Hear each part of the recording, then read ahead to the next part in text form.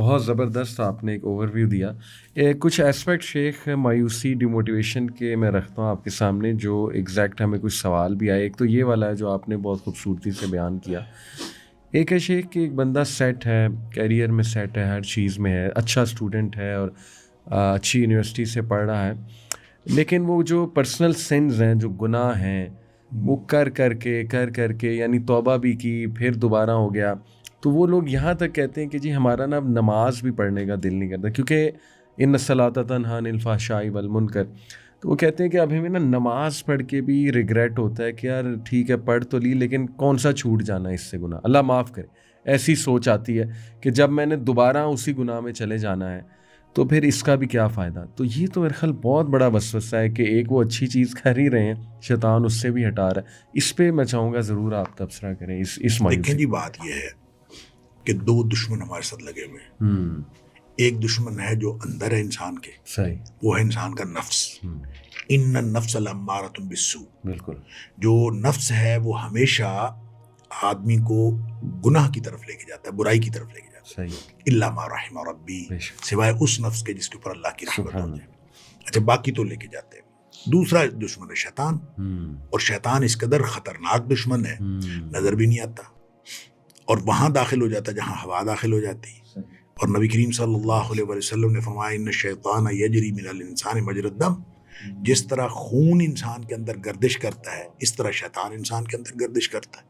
تو وہ یہ وسوسے بھی ڈالتا ہے، یہ انسان کو پریشان بھی کرتا ہے، انسان کو مایوس بھی کرتا ہے. اور اس کے جو سٹیپس ہیں، یہ سٹیپ بائی سٹیپ انسان کو مایوس اور پریشان.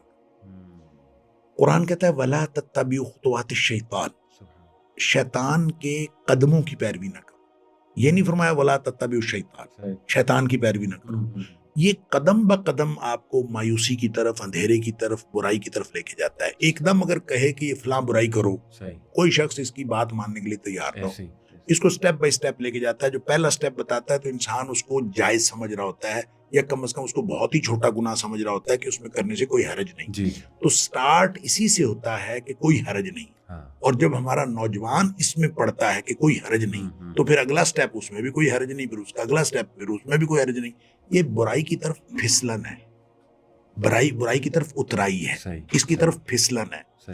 آرام سے انسان پھسلتا چلا جاتا ہے، اور جو نیکی ہے اس کی طرف چڑھائی ہے، اور اس کی طرف بڑی مشکل سے جانا پڑتا ہے، اور مشکل لگتی ہے، محنت لگتی ہے.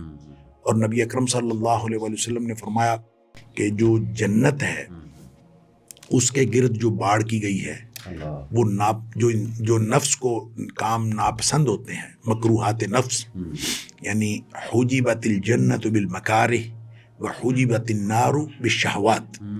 جہنم کے گرد جو باڑ ہے وہ ان باتوں کی ہے جو انسان کو اچھے لگتے ہیں، مرغوبات نفس، شہوات نفس. جو اچھے لگتے ہیں وہ پھسلا کے جہنم میں لے جاتے ہیں.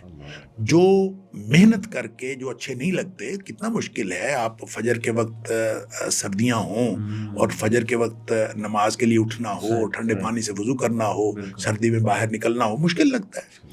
تو مشکل کام جو ہیں یہ سارے جنت کی طرف لے جانے والے ہیں، جو نفس کو اچھے نہیں لگتے. لہٰذا یہ جو میں اسی لیے عرض کرتا ہوں، یہ اوپر چڑھائی ہے اور گناہ کی طرف اترائی ہے. لہٰذا تھوڑا سا انسان اپنے نفس کو ڈھیلا چھوڑے تو یہ گناہ کی طرف چلا جاتا ہے. ہمارا جو آج کا نوجوان ہے یہ محنت کرنا نہیں چاہتا. اس کی سب سے بڑی، میں واللہ عالم، اللہ کرے میں غلط ہوں، لیکن مجھے جو آج کے نوجوان اور اس نسل کی جو سب سے بڑی بات، یعنی بڑی بڑی باتوں میں سے ایک بات یوں کہہ لیں جو مجھے سمجھ آئی ہے، وہ ہے گیو اپ کر دینا. یہ گیو اپ بڑی جلدی کرتا ہے، یعنی محنت کر کے اور جلدی کے چھوڑ جاتا ہے کہ میں تو یہ نہیں کر سکتا. اور یہ یقین کریں، میں نا پہلے بھی شاید میں نے کبھی آپ کو یہ واقعہ سنایا ہو کہ ہمارا اسٹوڈنٹ جو ہے اس نے اردو بازار جانا تھا، اور اردو بازار گیا اور اس کو میں نے کہا کہ تم یہاں پہ میٹرو بس پہ بیٹھ جاؤ اور وہاں جا کے اتر جانا. اس نے کہا نہیں، میں گاڑی پہ جاتا. گاڑی پہ گیا، 2.5 گھنٹے بعد واپس آ گیا، اور اس نے کہا جی مجھے اردو بازار نہیں ملا. اچھا، میں سمجھنے سے قاصر ہوں کہ جب میں اس سے پوچھتا رہا کہ جب آپ نے یہ فیصلہ کیا کہ اردو بازار مجھے نہیں ملتا تو وہ کیا موقع تھا؟ آپ کا کیا خیال تھا کہ ادھر ادھر چلا گیا؟ اردو بازار تو وہیں تھا. بات کیا تھی؟ بات صرف اتنی ٹریفک زیادہ ہوگی, مشکل لگی, گاڑی کہاں کھڑی کروں گا, کیا کروں گا, اتر کے پوچھا بھی نہیں, اور اتر کے پوچھا بھی نہیں, اور اس نے پریشانی میں اس نے کہا چھوڑو یار پھر کبھی دیکھیں گے, کتابیں ہی لینی ہے نا تو پھر لے, گیو اپ کر دیا. تو یہ جو گیو اپ کر دینا ہے مشکلات کو دیکھ کر, حالات کو دیکھ کر, یہ جو گیو اپ کر دینا ہے, یہ ہمارے اس نسل کے اندر آیا کہاں سے واللہ عالم. لیکن میں اس کو لنک کرتا ہوں کارٹون کے ساتھ.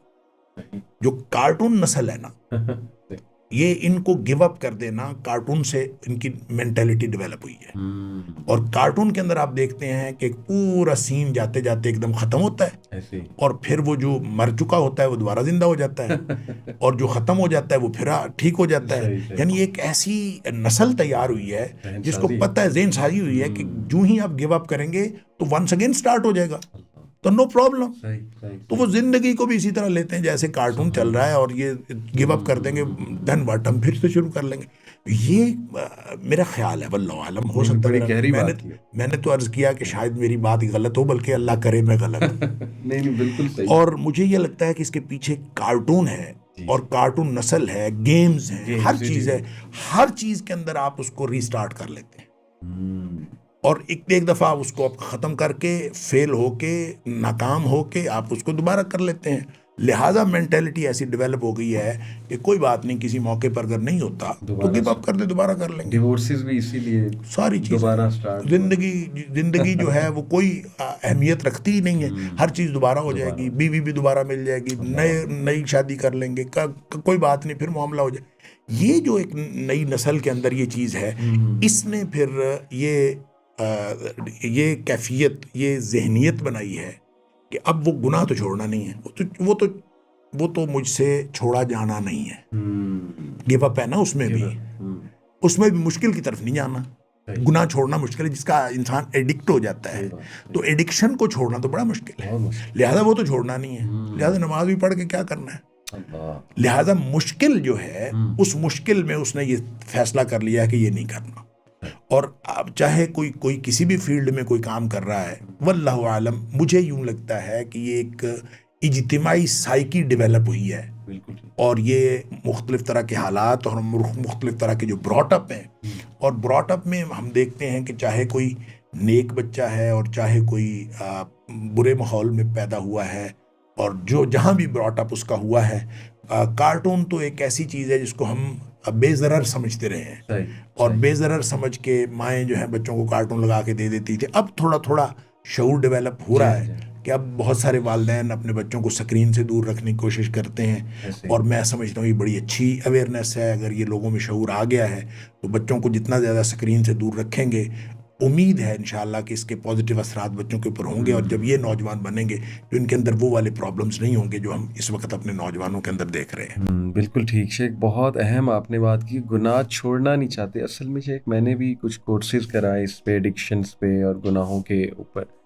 تو وہ جب میں نے سلوشن خود بھی دیکھا اور دوسروں کو بھی پریزنٹ کیا تو واقعی بڑا مشکل سلوشن. ساری یہ ڈٹرمینیشن مانگتا ہے, یہ ڈٹرمینیشن مانگتا ہے, یہ عزم مانگتا ہے, اور یہ عزم کے ساتھ اس کو اپنے آپ کو قابو کرنا مانگتا ہے.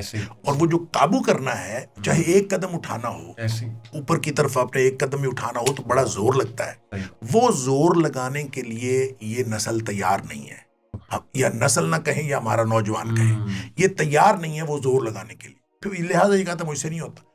ہر بچہ کسی نہ کسی فیلڈ میں, صرف برائی کی بات نہیں ہے, کسی نہ کسی فیلڈ میں, کسی نہ کسی معاملے میں بچے سے کہیں, وہ کہے گا مجھ سے نہیں ہوتا.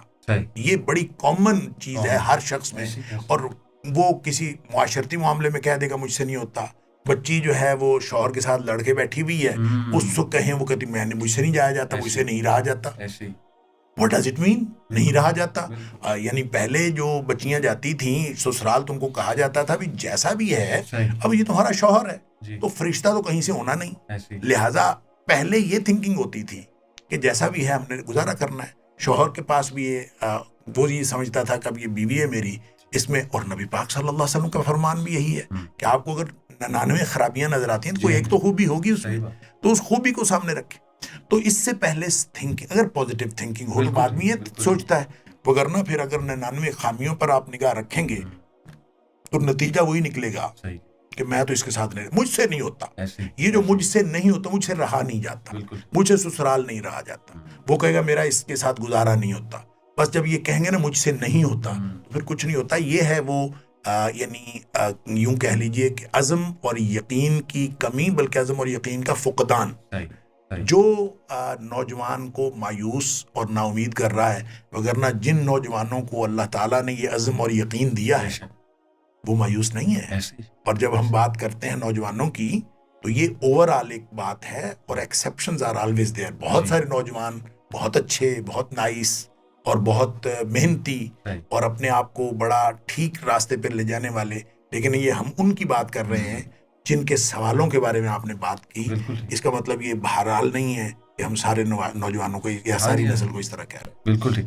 شیخ کچھ لوگ یہاں تک بھی بات کرنے لگے ہیں, اب میں کچھ لوگ کو یہ کہتے سنا ہے کہ یہ دور جو ماڈرن لائف ہے یہ ایک ہم دجالی سیویلائزیشن اور دجالی تہذیب کا حصہ ہیں, تو کہتے ہیں کہ اس میں جو ہے نا وہ بچنا اب ممکن رہا ہی نہیں ہے, اور شاید وہ دور آنے والا جو پہاڑوں کی طرف جانا, اور پہاڑوں سے مراد یہ لیتے ہیں کہ بالکل آؤٹ اسکرٹس میں چلے جاؤ اور آرگینک لائف اپنی گزارو, سمپل لائف اپنی رکھو, اور کم سے کم جو ہے نا یہ انٹریکشنز. جیسے میں آپ کو مثال دیتا ہوں, کل میں فیملی کے ساتھ ڈی ایچ اے آیا, یہ قریب ہی ہے, وہاں سے ایک ریسٹورینٹ میں ہم چلے گئے. میں ویسے اوائڈ کرتا ہوں لیکن بس فیملی کے ساتھ میں چلا گیا, 5-6 ہم لوگ تھے.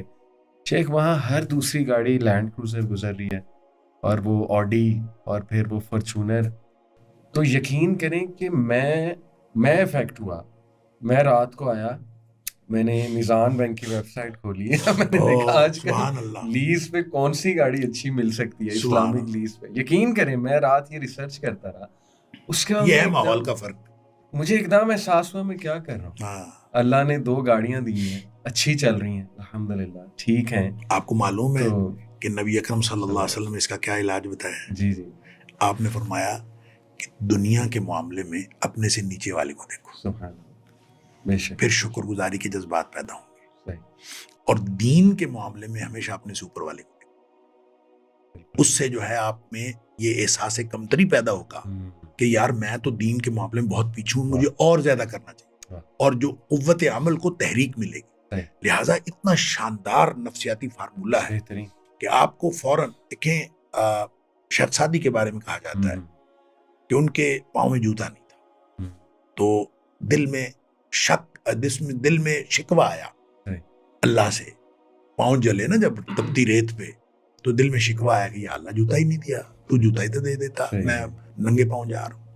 تو آگے اللہ تعالیٰ نے ایک آدمی دکھایا جس کے پاؤں ہی نہیں تھے. جب وہ دیکھا تو پھر شکر پیدا ہوا کہ یا اللہ تیرا شکر ہے, مجھے پاؤں تو دیے ہیں. تو اصل میں بات صرف اتنی ہے, آپ اپنے سے نیچے والے کو دیکھ لیں, اسی وقت شکر کے جذبات. تو دین کے معاملے میں ہمیشہ اپنے سے اوپر والے کو دیکھو, دنیا کے معاملے میں ہمیشہ اپنے سے نیچے والے کو. جب آپ کو یہ ہو کہ مجھے گاڑی اچھی نہیں دی, تو وہ بھی دیکھ لیں جن کے پاس گاڑیاں ہیں ہی نہیں, وہ بھی دیکھ لیں جن کے پاس موٹر سائیکل بھی نہیں, تو فوراً آپ کو اچھے جذبات پیدا ہوں گے, اچھے خیالات پیدا ہوں گے, اور شکر کے جذبات پیدا ہوں گے.